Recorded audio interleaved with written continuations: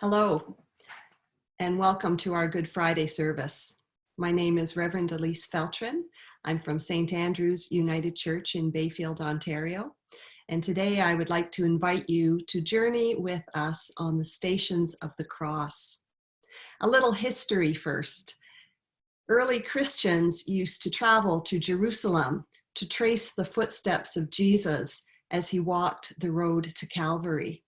They would stop at certain points along the way and reflect upon the events of that day so many, many years ago. And they would ponder his passion and his life and his death. And this road became known as the Via Dolorosa, the way of sorrow.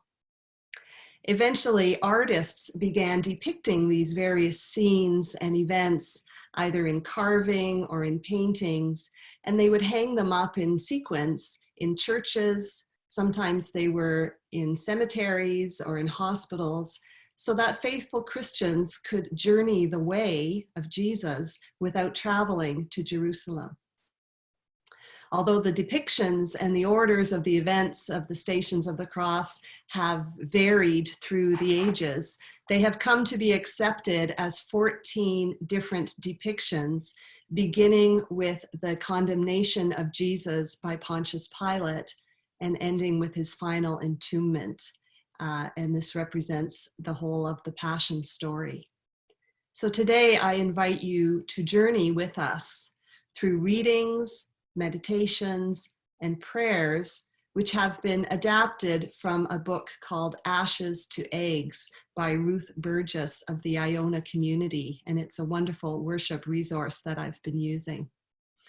This will be recorded in 3 different segments with hymns interspersed, and so you are invited at the end of each segment when it stops to scroll down and click on the hymn and listen to the music before advancing to the next segment of readings. And so if you have a candle with you today, I would like to invite you to light it as we enter into this sacred time together and this sacred journey on the Stations of the Cross.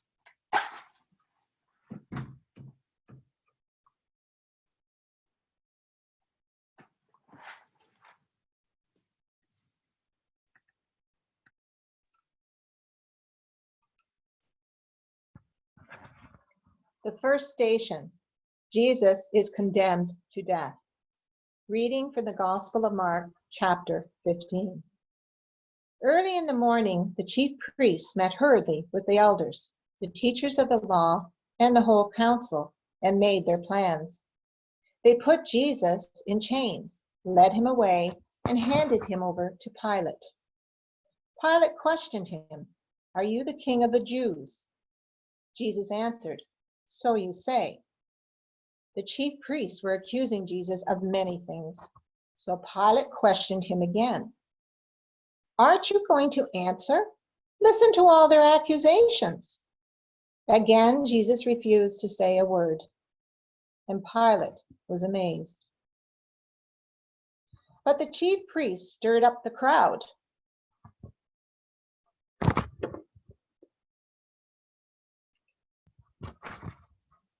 To ask instead that Pilate set Barabbas free for them. Pilate spoke again to the crowd. "What then do you want me to do with the one you call the King of the Jews?" They shouted back, "Crucify him!" "But what crime has he committed?" Pilate asked. They shouted all the louder, "Crucify him!" Pilate wanted to please the crowd, so he set Barabbas free for them. Then he had Jesus whipped and handed him over to be crucified.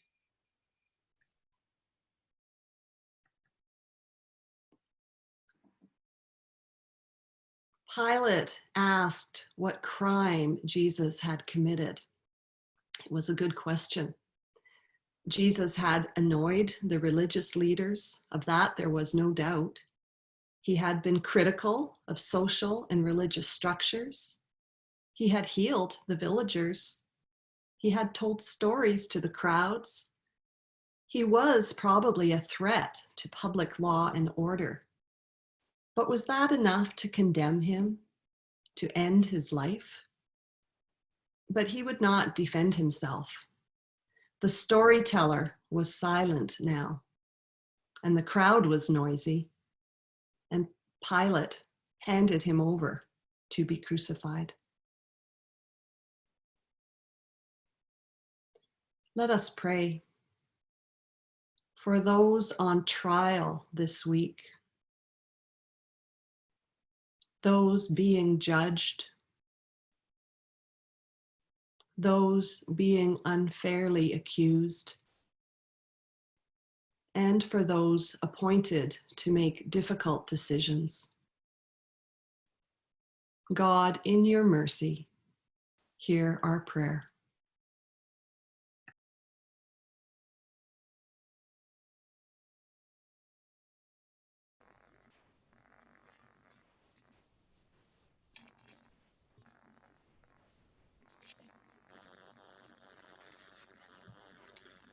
The second station, Jesus takes up his cross. Reading from the Gospel of Mark, chapter 15. The soldiers took Jesus inside to the courtyard of the governor's palace and called together the rest of the company. They put a purple robe on Jesus, made a crown out of thorny branches, and put it on his head. Then they began to salute him. "Long live the King of the Jews!" They beat him over the head with a stick, spat on him, fell on their knees, and bowed down to him. When they had finished making fun of him, they took off the purple robe and put his own clothes back on him. Then they led him out to crucify him.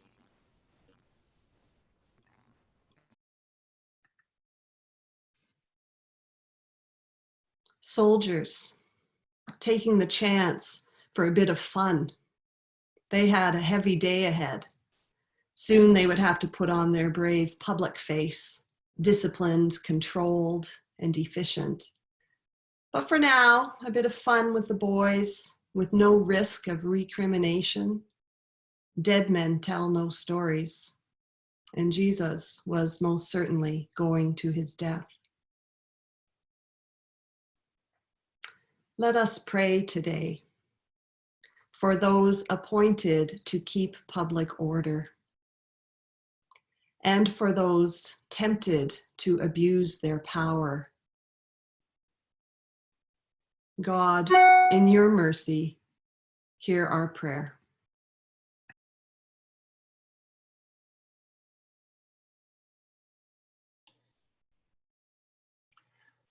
The third station, Jesus falls for the first time.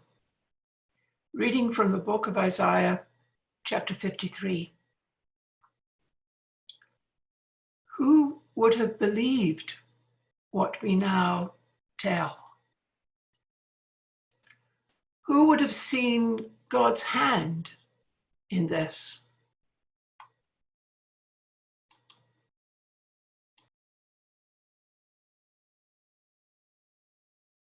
Jesus was exhausted. He was in pain. He was going to his death. The cross was heavy, and he fell. He was flesh and blood like us. He was struggling. Let us pray today for those who are tired or in pain, for all those who are struggling. God, in your mercy, hear our prayer.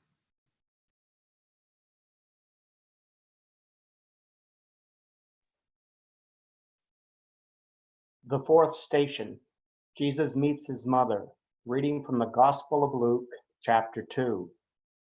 The time came for Joseph and Mary to perform the ceremony of purification as the law of Moses commanded. So they took the child to Jerusalem to present him to the Lord. At that time, there was a man named Simeon living in Jerusalem. Simeon blessed them and said to Mary, his mother, "This child is chosen by God for the destruction and the salvation of many in Israel, He will be a sign from God, which many people will speak against, and so reveal their secret thoughts. And sorrow, like a sharp sword, will break your heart.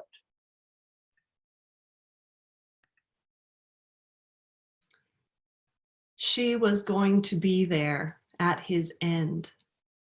She who had been there with God at his beginning. She was his mother. She had fed him and cradled him and watched over his growing.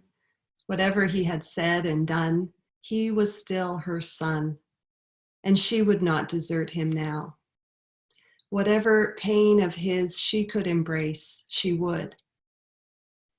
And in the meeting of their eyes, there was love, suffering, and shining.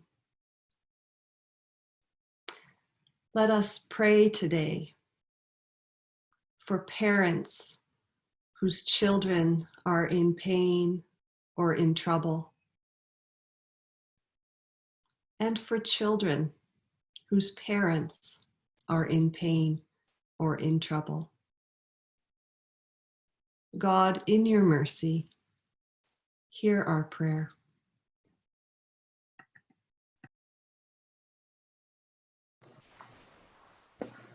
The fifth station. Simon helps Jesus to carry his cross.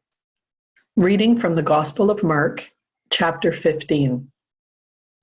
On the way into Jerusalem, they met a man named Simon, who was coming into the city from the country, and the soldiers forced him to carry the cross for Jesus.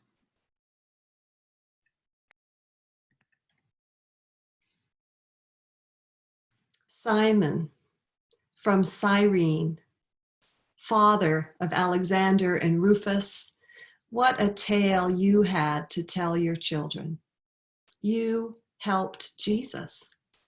You gave him strength on the streets of Jerusalem. Willing or unwilling, you, Simon, have become part of this story, and he part of yours. For you helped him when he needed you. What would we give to be Simon? Let us pray today for a willingness to serve you in friends and in strangers. God, in your mercy, hear our prayer.